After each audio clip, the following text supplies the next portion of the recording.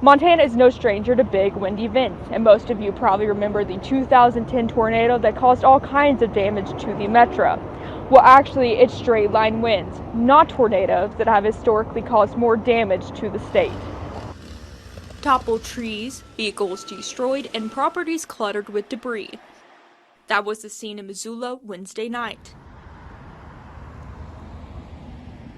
But it's one Miles City residents can also relate to, nearly 500 miles to the east. In straight line wind situations, all that damage is in one direction. Joe Lester is a meteorologist with the National Weather Service in Billings and has tracked many of the state's most destructive storms. Many, he says, occur this time of year during so-called thunderstorm season, a time of year when hot air rises, allowing for wind gusts to match speeds of cars flying down the interstate. Yes, you can go that fast in your car, but now picture if you ram your car into a tree, what's going to happen to your car and the tree is a whole lot of damage. Missoula's wind gust topped 80 miles an hour Wednesday, close to Billings' all-time record wind gust of 85 miles an hour in July of 2007. Impressive, but nowhere near winds often seen in places like Great Falls and Livingston, where wind speeds can approach the triple digits. Livingston had a peak gust of 92 miles per hour.